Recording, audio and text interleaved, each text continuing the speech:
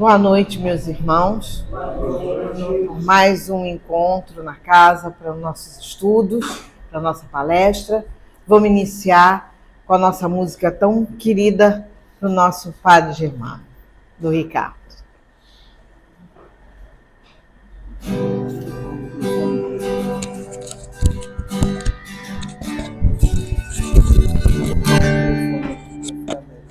Padre Germano, olhai por nós, dai-nos a bênção do Senhor.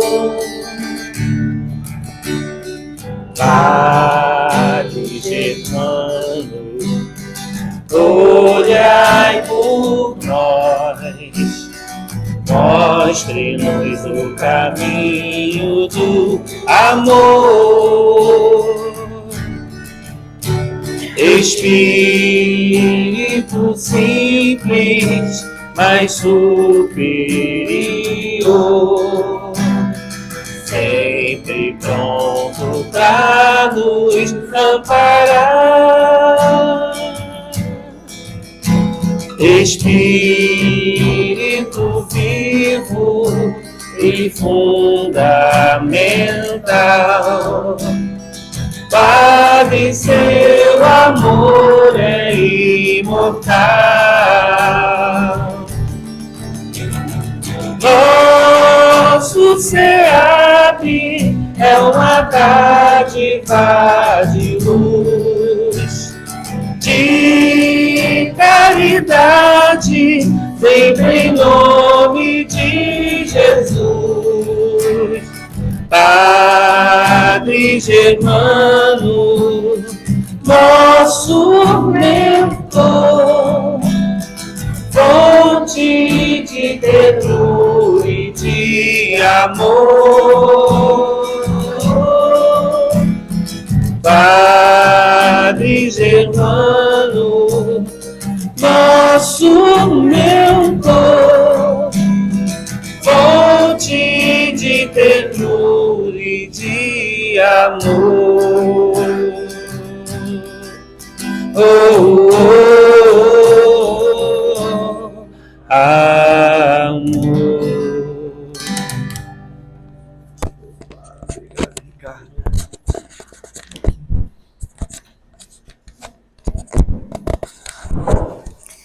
Bom, para iniciarmos, vamos fazer uma leitura do livro Pão Nosso, que foi escrito por Chico Xavier, ditado pelo Espírito de Emmanuel. No número 42, sempre vivos. Ora, Deus não é morto, não é de mortos, mas sim de vivos. Por isso, vós errais muito. Jesus, Marcos, capítulo 12, versículo 27. Considerando as convenções estabelecidas em nosso trato com os amigos encarnados, de quando em quando nos referimos à vida espiritual utilizando a palavra morte, nessa ou naquela sentença de convenção usual. No entanto, é imprescindível entendê-la não por cessação, e sim por atividade transformadora da vida. Espiritualmente falando, apenas conhecemos um gênero temível de morte, a da consciência denegrida no mal, torturada de remorso ou paralítica nos despenhadeiros que marginam a estrada da insensatez e do crime. É chegada a época de reconhecermos que todos somos vivos na criação eterna. Em virtude de tardar semelhante conhecimento nos homens, é que se verifica grandes erros. Em razão disso, a Igreja Católica Romana criou em sua teologia um céu e um inferno artificiais. Diversas coletividades das organizações evangélicas protestantes apegam-se à letra crentes de que o corpo, vestimenta material do espírito, ressurgirá um dia dos sepulcros, violando os princípios da natureza. E inúmeros espíritas nos têm como fantasmas de laboratório ou formas esvoaçantes, vagas e aéreas, errando indefinidamente. Quem passa pela sepultura prossegue trabalhando, e aqui quanto aí só existem desordem para o desordeiro. Na crosta da terra ou além dos seus círculos, permanecemos vivos invariavelmente. Não te esqueça, pois, de que os desencarnados não são magos nem adivinhos. São irmãos que continuam na luta de aprimoramento. Encontramos a morte tão somente nos caminhos do mal, onde as sombras impedem a visão gloriosa da vida. Guardemos a lição do Evangelho e jamais esquecemos: o nosso Pai é Deus dos vivos e mortais. Eu acho que aqui não tem muito o que falar, né? Aqui está bem claro, a nossa vida é eterna. Aqui na matéria estamos aprendendo, estamos evoluindo, estamos passando por expiações, provas, porque é necessário, porque erramos muito. Mas quando falecemos, morremos, como vários termos que são usados, a nossa vida continua. Se estávamos fazendo coisa errada, vamos continuar fazendo coisa errada. Se estávamos trabalhando no bem, vamos continuar trabalhando no bem. A nossa vida é eterna e continua do outro lado. Vamos agora fazer a nossa oração para iniciarmos mais um estudo da noite, mais um trabalho que, em primeiro lugar, Jesus e o nosso querido Padre Germano possa nos intuir, nos proteger, nos abençoar, manter a harmonia no nosso estudo, na nossa casa, e que possa intuir a nossa querida irmã Regina no belo trabalho que ela vem trazer para nós. Que assim seja, graças a Deus. Boa noite, meus irmãos. Boa noite. Que a paz de Jesus esteja conosco. É muito Amém. bom estar sempre aqui. E esse mês não foi desafiador escolher um tema, não. Porque há mais ou menos um mês e pouco, quando já estava definido esse dia para eu fazer o estudo, aqui assistindo uma palestra, não me lembro quem estava, eu falei até com a Giovana, falei, já tem o tema, porque tocou-se no assunto do Evangelho no Lar. Eu pensei, está na hora da gente voltar nesse tema, né? Eu me lembro que em 2022 eu falei a primeira vez aqui sobre o Evangelho no Lar, de uma outra forma. Aproveitei algumas coisas do que eu tinha falado em 2022, não me lembro agora o mês, depois até eu posso olhar aqui no final e dizer, e acrescentei outras. E como eu digo, a gente sempre vai aprendendo, porque me veio a curiosidade, que não me veio lá em 2022, de saber como surgiu pela doutrina o Evangelho no Lar. Quem é que faz o Evangelho no Lar constantemente? Constantemente, que eu digo assim, toda semana, né? É uma questão de hábito, porque sempre, às vezes, aparece alguma coisa para atrapalhar ou para você não fazer, até mesmo quando a gente quer vir à casa espírita e às vezes acontece alguma coisa que te impede no meio do caminho. E eu não sei se quem faz o Evangelho no Lar sabe como que surgiu, mas se sabe, aguarda um pouquinho, que eu vou contar aqui para vocês que foi uma descoberta para mim. Daquela primeira vez lá em 2022, não me veio a curiosidade. Eu entrei no tema e falei, né? É um tema simples da gente falar, mas de extrema importância e de extrema necessidade que a gente crie este hábito novo enquanto espíritas, porque faz parte para a nossa evolução.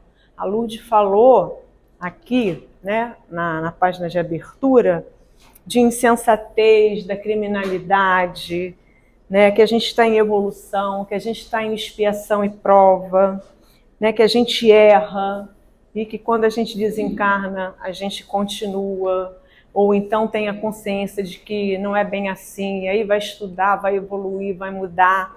E o Evangelho no Lar, a gente criando esse hábito aqui, enquanto estamos encarnados, ele nos ajuda muito na nossa reforma íntima, ajuda dentro da nossa casa, em termos de energia, e ajuda o planeta como um todo.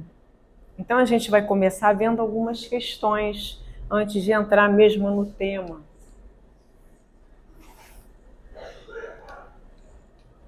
Né? Sim. A setinha da direita. É. Não foi? Então vamos aqui. Então, o Evangelho no Lar. A base foi um e-book da FEB.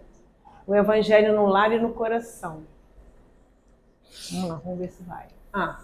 A gente hoje está nessa situação, né? Esse slide aqui é o mesmo de 2022. E a gente continua. Jesus esteve aqui há mais de 2000 anos para ensinar, para trazer o amor, a palavra de Deus, a boa nova, a indulgência, a caridade, a lealdade, a honestidade, mas a gente ainda continua com violência contra a mulher, contra as crianças, com guerras, com preconceitos raciais, religiosos e de várias ordens, né? Com violência. A gente agora vive no Rio de Janeiro tanta coisa, né? Você não pode esbarrar mais em ninguém, né? Se pisar no pé de alguém, você pede desculpas porque pisarem no teu pé, porque está arriscado a pessoa levantar e querer te dar um tiro. A gente teve aí um exemplo aí de um motoboy, né? Agora, né? Que voltou para pedir desculpa porque esbarrou no retrovisor do cara e o cara acabou o matando. E manifestações na Ilha do Governador, situações bem assim surreais de pessoas dominando o bairro e não poder entrar nenhum outro Uber lá que não seja quem está lá. Então, coisas assim que surreais, né? Que não dá para acreditar. Então, na visão espírita da reencarnação, tudo que a gente vive se relaciona com o adiantamento moral das pessoas que reencarnam no nosso planeta. A reencarnação é a lei natural. E é isso que a gente precisa entender. Não viver da maneira como a gente está vivendo. Com tanta violência, com tanta maldade, com tanta injustiça, com tanta imoralidade que a gente vê no mundo como um todo. E a questão, por que eu trago isso? Porque o Evangelho no Lar, ele ajuda a gente a entender que esse não é o caminho. É como, eu digo que é como uma pedrinha que você joga no lago e que faz várias ondas. Isso reflete para o seu vizinho, reflete para as pessoas que vivem com você na sua casa, para a sua rua, para o seu bairro, né? E assim vai, e contribui para o nosso adiantamento moral. E contribui para que a gente possa passar essa mensagem para outras pessoas do que a gente está estudando do Evangelho no Lar em casa, conversar com amigos, com colegas no trabalho, com familiares, que às vezes nem conhecem, né, a importância disso. E a reencarnação, ela tem duas finalidades. É uma oportunidade que a gente tem de corrigir erros do passado, como a Luz colocou, inclusive, na página de abertura, e uma outra é contribuir para o progresso da humanidade. Então a gente reencarna para essas duas questões. A gente tem o livre-arbítrio, eu digo que a gente desce com contrato, né, assinado, a gente não lembra, mas a gente vai e segue o nosso caminho. E aí quando a gente entra e abraça a doutrina espírita, eu já falei isso aqui várias vezes, muitas pessoas já falaram várias vezes, a gente vai aprendendo, a gente vai entendendo qual é o caminho, mas a gente tem o livre-arbítrio de seguir aquele caminho do bem, da caridade, da indulgência, do amor ou não. Nós não vamos ser vamos dizer assim, molengas, né? Ou bananas, que aceita tudo, que está tudo bem, não. A gente vai continuar reivindicando os nossos direitos, aquilo que é justo, que é devido, mas a gente vai usar, né, a empatia e a autenticidade, principalmente dentro da nossa comunicação, porque tudo é comunicação na vida, né? Dentro da doutrina, as leituras, os estudos, tudo é comunicação. Isso é muito importante. Então a gente tem esses dois papéis na reencarnação: corrigir alguma coisa do passado, porque estamos na família, no trabalho, com amigos, não é à toa, é com quem convivemos e vivemos com quem é necessário, e com o progresso da humanidade, que a partir do momento que a gente estuda, que a gente pratica, que a gente conversa, que a gente mostra para outras pessoas qual é o verdadeiro caminho, a gente está contribuindo para esse progresso. Vivemos juntos de um número imenso de espíritos encarnados, com compromissos espirituais de encarnações anteriores. Ainda bem que a gente não lembra, né? Pelo menos, né, a grande maioria não lembra. Poucos são aqueles que têm alguma lembrança de alguma coisa, mas são pessoas especiais e que têm condições de lembrar, né? E podem lembrar. Mas também a gente vive cercado de espíritos desencarnados, que a gente atrai com o pensamento e com as faculdades mediúnicas, né? Aqueles irmãos, todos somos médios, a gente sabe disso, uns mais ostensivos, outros menos, uns acham que praticamente nada, mas sempre tem um pouquinho de alguma coisa. Faculdades mediúnicas é a psicofonia, a psicografia, né? E por aí vai, tem tanta coisa, né? Então a gente está cercado disso, de encarnados e desencarnados. E que os desencarnados, tanto os encarnados quanto os desencarnados, a gente atrai pela nossa conexão, pela nossa energia, pelo que a gente emana, pelo que a gente pensa, pelo que a gente fala, né? Então misturam-se criaturas boas, calmas e violentas na sociedade humana. Tem de tudo, né? Tem gente boa, gente mais ou menos, gente que é mal pra caramba, por aí vai. E qual é o nosso papel? Então, dentro do livro 50 anos depois, de Chico, psicografado por Chico com a ajuda de Emmanuel, tem uma parte que fala assim, ó: se um homem é a partícula divina da coletividade, o lar é a célula sagrada de todo edifício da civilização.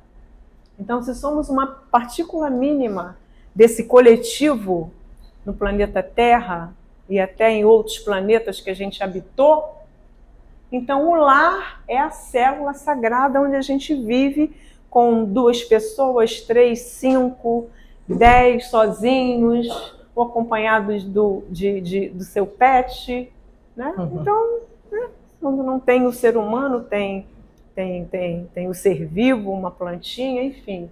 Então é isso que nós somos. O lar na educação moral.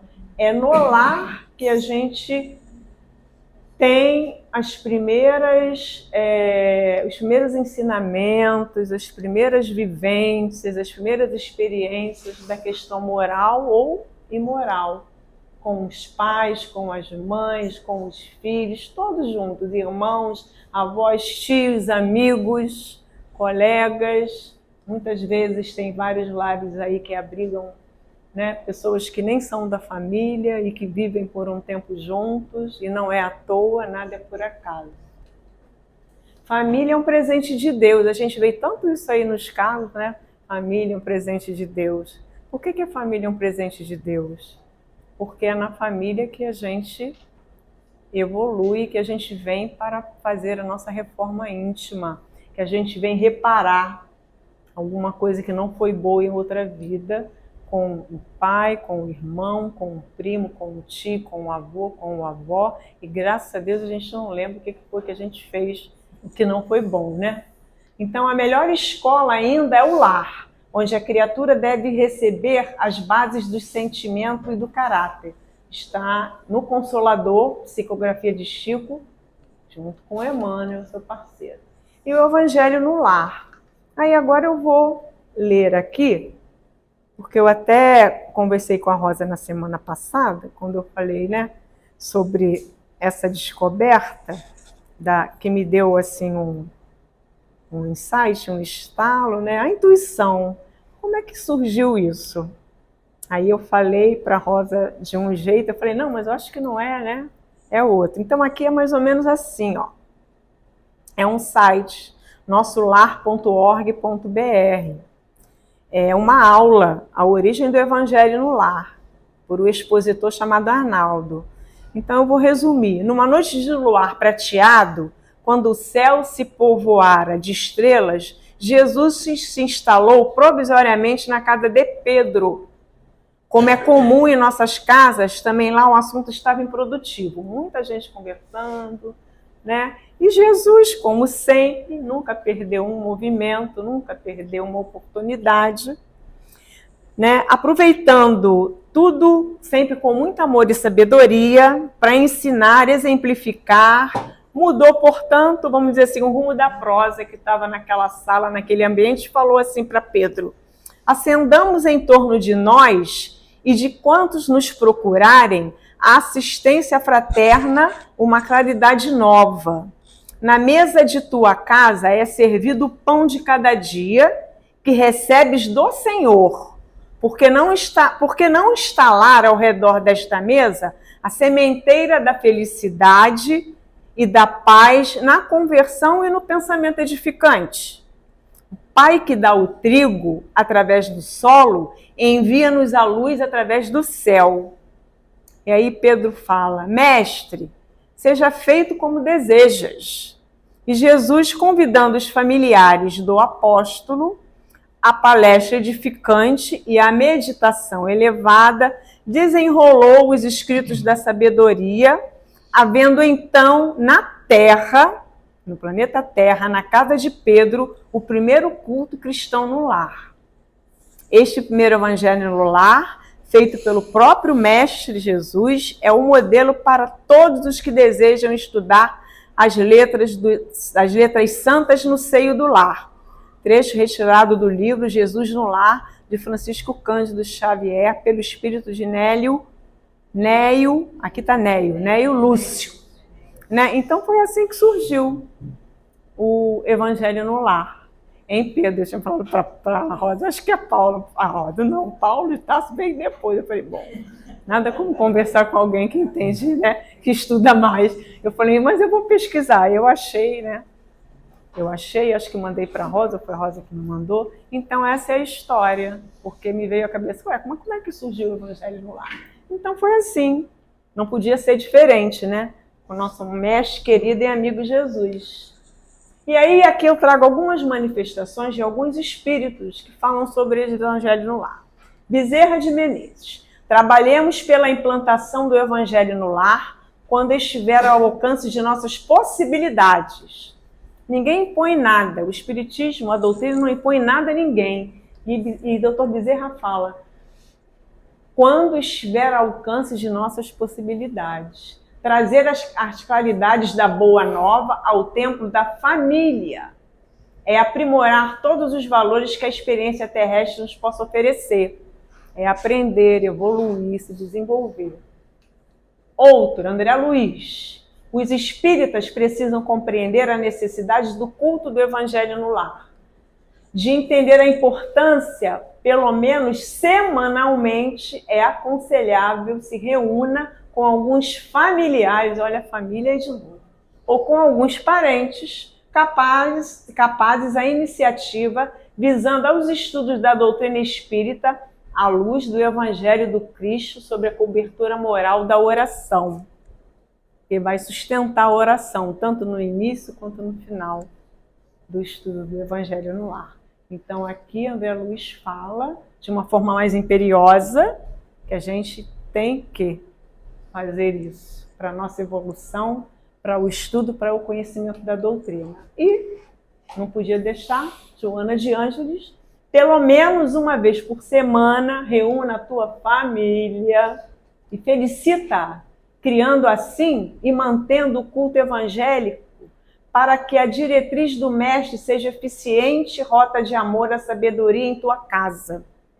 Porque quando a gente faz o evangelho no lar, eu sinto isso, uma leveza, uma tranquilidade ao longo daquela noite. E, normalmente, até mesmo enquanto meu pai estava encarnado, nem ele nem o Davi, eu sempre fiz sozinha. Na sala, botava lá 3 copos de água, depois eles falavam, já sei, é para beber água. Eu falei, é para beber água, vocês não querem ouvir, mas a água vocês vão beber. Né? Então, tá bom, você está mandando, a gente bebe. Né? E eu falava, eu faço sempre em voz alta, para eu poder me concentrar mais, para não dispersar. Né? Então, é isso. Mesmo que dentro da tua casa tenham várias pessoas e elas não queiram, não tem problema, faça você. Sozinho, em algum lugar. Né? A gente vai ver aqui as formas. E o Evangelho no lar. Para que estudar o Evangelho no lar? Para que a gente possa compreender cada vez mais os ensinamentos cristãos para o nosso aperfeiçoamento. Criar o hábito de reunir a família para despertar o hábito da fraternidade. Hoje em dia, cada um para um canto, cada um no horário, vai comer no quarto porque está olhando alguma coisa na internet, ou está vendo um filme, ou está ouvindo uma música, ou está jogando, ou está fazendo alguma coisa. A mulher que trabalha o dia inteiro, ou está botando a roupa na máquina, ou está fazendo comida, e está cada um para um canto. Então é um momento, é criar um hábito novo. Porque a gente não muda de hábitos. Os hábitos que não são bons, eu já falei isso aqui, a gente põe numa caixinha e fica no canto. Porque somos seres humanos em evolução. De vez em quando, alguma coisa que não é boa, vem. Aí a gente fala assim, opa, volta para a caixinha. Então a gente não muda de hábitos. Eles não vão deixar de existir, vão ficar guardados. Mas a gente cria novos hábitos. E a questão de você ter, como a gente vai ver aqui, um horário e um dia, acho que também com que o teu cérebro entenda que naquele horário, que naquele dia, tem que fazer aquele estudo de 10 minutos, 15 minutos. Você vai se habituar, com toda certeza. Eu demorei a me habituar, mas hoje sai. Toda segunda-feira é o meu dia. Pelo momento de paz que o Evangelho proporciona ao lar.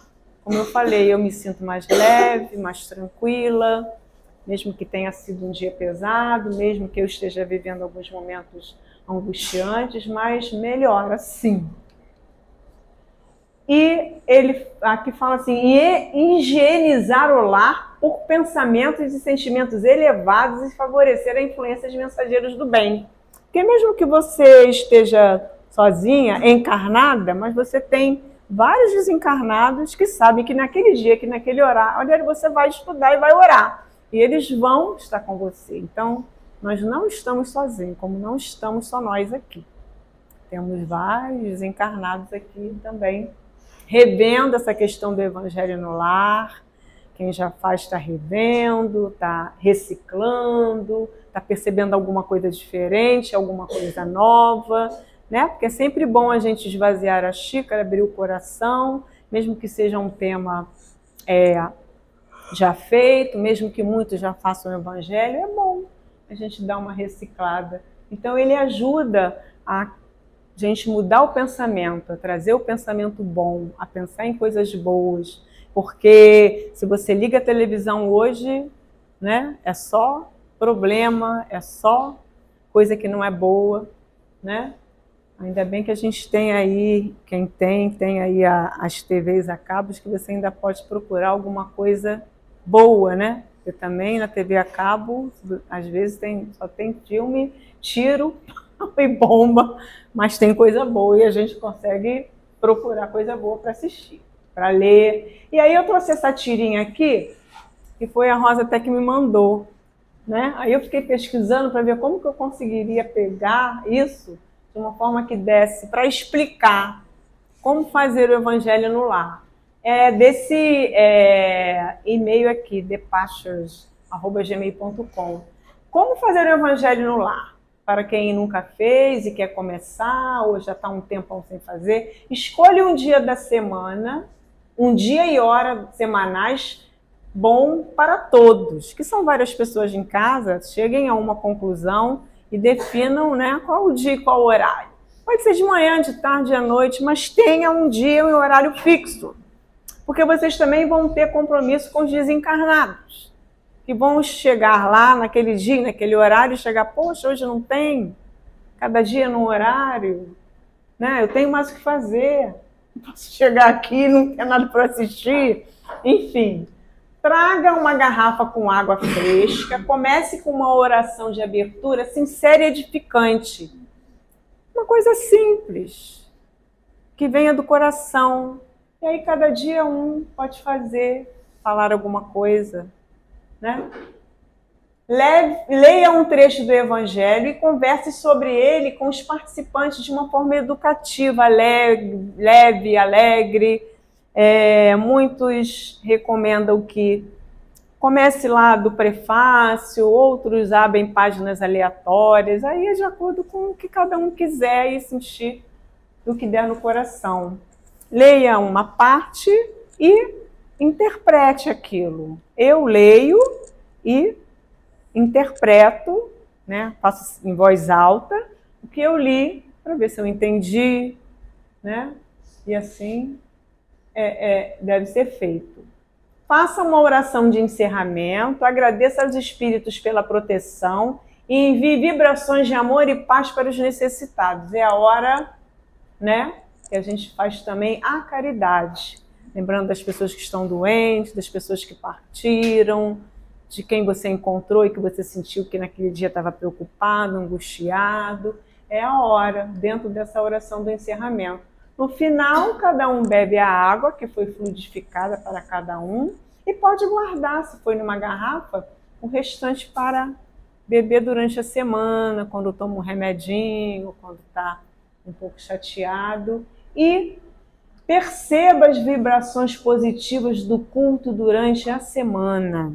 Mas também é ler e também praticar, não é terminar e no dia seguinte sair brigando, reclamando, xingando com o filho, com a esposa, no trabalho, com um amigo, né, a criança no colégio, enfim. Porque senão não vai adiantar muito, não. Ajuda naquele momento, mas se você não pratica as boas ações, né,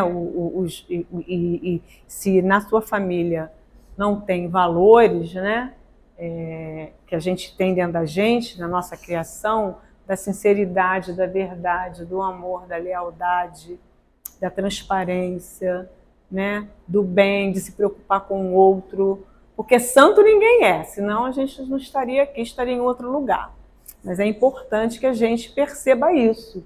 Então é para fazer de coração, é para fazer com vontade. E usar aquilo que você leu na semana, praticar aquilo ao longo daquela semana. E na outra semana você vai ler uma outra coisa. E aí você assim vai evoluindo, você vai se transformando, você vai aumentando o teu conhecimento e você vai entrando na tua cabeça as formas de ser um bom cristão e ser um bom espírita.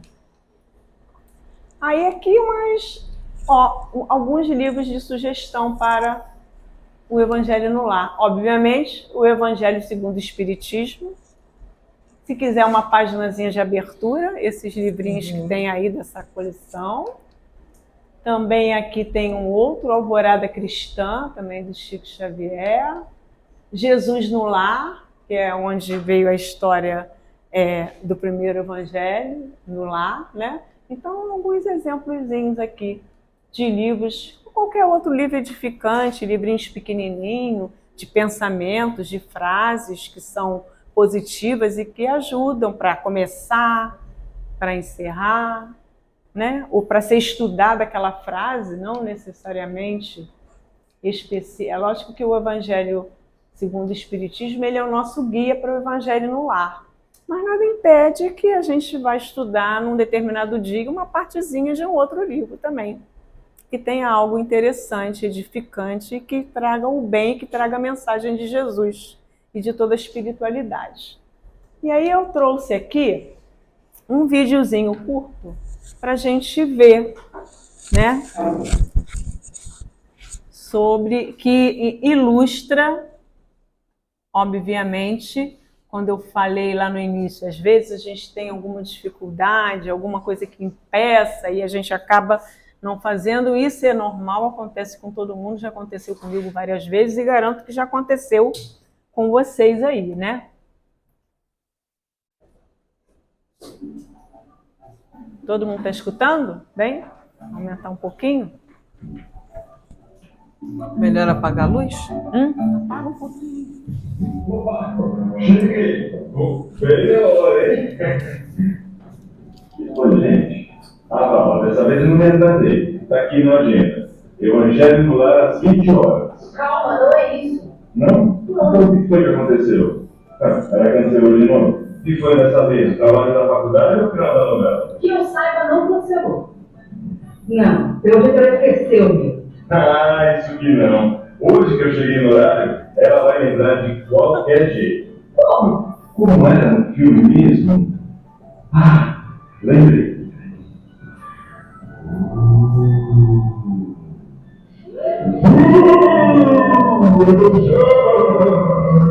Tá maluco? Desse jeito vai assustá-la. Ninguém sabe por quê. Olha só, veja, é assim que se faz. Querida, vamos fazer o evangelho? Ei, o evangelho!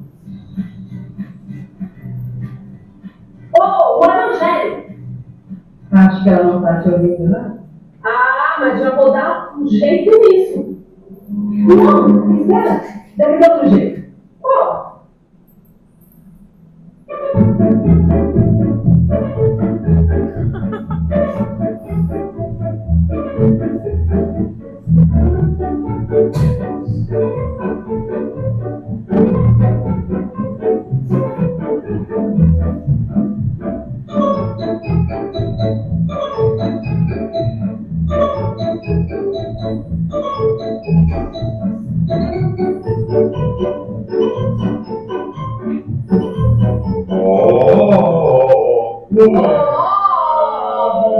O evangelho! O evangelho! O evangelho! O evangelho! Sem palavras. Você tem que ensinar, você tem que ensinar.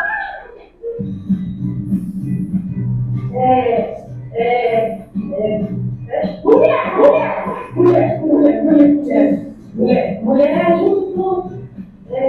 Cobra.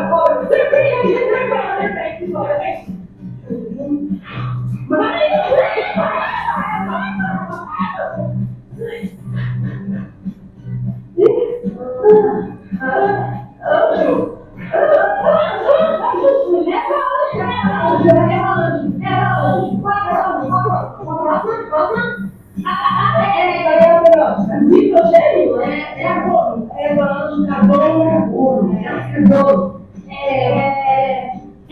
é anjo, hélio,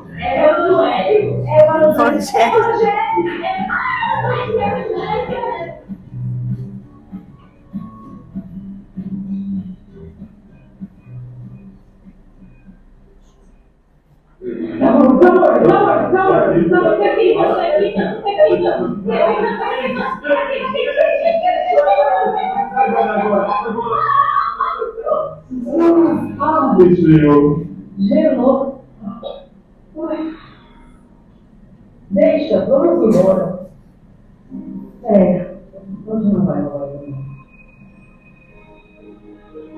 Que pena. Ei, esperem!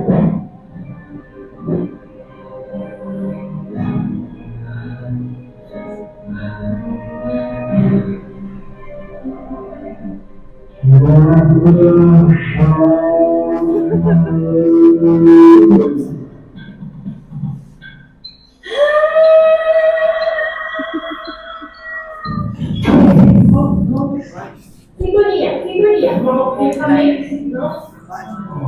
voltar aqui. Não. Vou tirar. É porque eu só vou falar o último slide. Não. Tem o último slide. Então,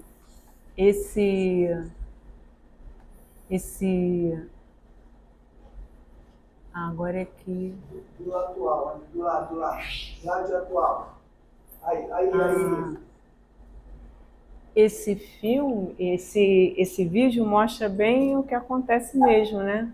Quando você está habituado a fazer, tem os irmãozinhos desencarnados que ficam ali, não vai, né? É bem legal. É dos espirituosos, né? Tem coisa bem interessante, bem engraçada, né? E para encerrar, não importa qual seja a nossa atual estrutura familiar, a solução é amar dentro do nosso lar. É urgente levarmos Jesus para dentro dos nossos lares, pois somente o amor, em suas diversas formas e maneiras, ensinadas e vividas por Ele, é capaz de auxiliar nesta missão sagrada. Então, o Evangelho no Lar traz muito isso para a gente, né? As palavras de amor, os ensinamentos, traz também benefícios da união das pessoas que estão naquela família.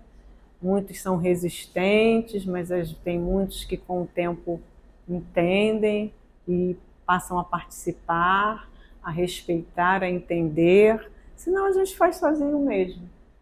Porque quando a intenção é boa, reflete para todo mundo que está à nossa volta, né?